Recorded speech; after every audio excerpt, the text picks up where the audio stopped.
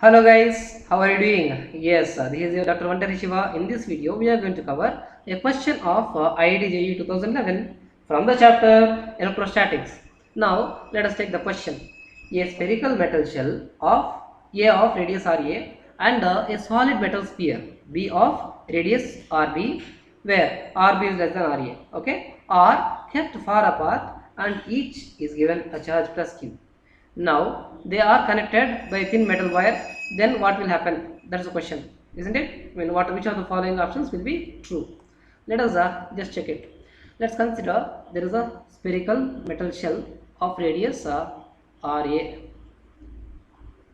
right. Now let's consider another solid metal sphere B. Both of them are kept far apart each other. Okay, it's not a concentric, right? The radius of this guy is RB and this body is named as B. Okay, now both of them are connected. So before that, both of them are given, each are given a charge Q now. And if you connect both of them with a metal wire, then what will happen? Potential on both the surfaces will become same. Okay, now let us cross check which option will be correct. Now E inside the surface of A, E inside for the body spherical metal shell is going to be 0. If I consider a Gaussian surface inside this metallic shell, okay, yes, so within this region, so there will be no charge actually here with, throughout inside the spherical metal shell there is no charge, okay. Q inside is going to be 0. If you consider Gauss law, closed integral E bar dot dA bar is equal to Q enclosed upon epsilon naught. Okay. So now here within this Gaussian surface charge enclosed is 0. Okay. Then what will happen? This electric field inside A is going to be 0. So option A is correct. Now let us look at the option B. Now since both of them are connected with a thin metal wire, both the surfaces will be having the same potential. Okay. Now let us take a potential on A should be equal to potential on B. Generally, for a spherical metallic shell, the potential on the surface is going to be V is equal to KQ by R. Okay. So here in this case, the charge is because since both of them are actually connected, charge flow may be there. So after they are connected, charge may be QA here, charge may be QB there.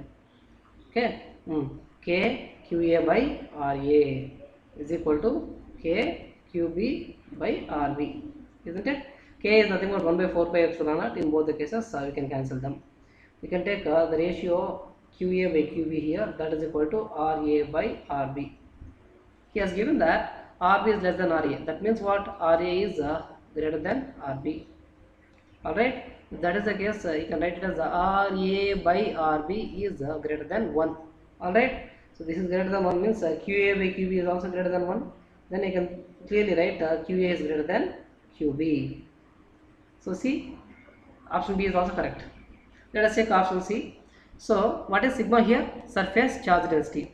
So surface charge density for this guy is going to be charge QA divided by the area, surface area. What is the surface area? 4 pi r square. It is RA square here. Okay. And what about surface charge density for this guy? Here also the charge will be distributed only on the surface. That's why surface charge density sigma B is equal to QB, Q on the charge B. Charge Q on the metal sphere B divided by the surface area, that is 4 pi r B square.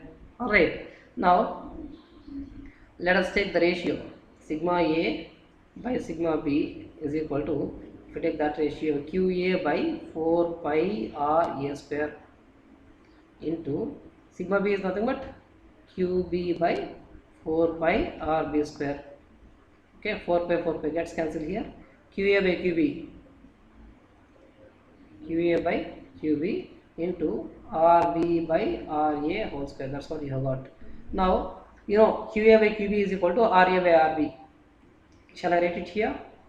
RA by RB into RB square divided by RA square. Okay, this RA this RB gets cancelled. You get RB by RA. You know that RB by RA is less than 1. That means what? Sigma A. Oh, he's asking about only this ratio, no? Okay, fine. So sigma A by sigma B is equal to RB by RA. Yes, correct. Now let us look at the last option. E on the surface, electric field on the surface of A is less than electric field on the surface of B. That's what has been given. Let us check. So generally, electric field for a spherical metal shell or solid metal sphere on the surface is going to be K Q by R square. Okay. Now, for when I am finding out electric field on the surface of A right now, that is equal to K Q A, K Q suffix A divided by R A square. And what about EB here? That is K QB by RB square. Understand? Now if you just take the ratio EA by EB, then K QA by RA whole square into K QB by RB whole square. This K, that K, and QA by QB again is nothing but RA by RB. RA by RB, and now you are having RB square by RA square as it is. Okay, and now just cancel RB, one RB, RA, another RA gets cancelled, then you get RB by RA.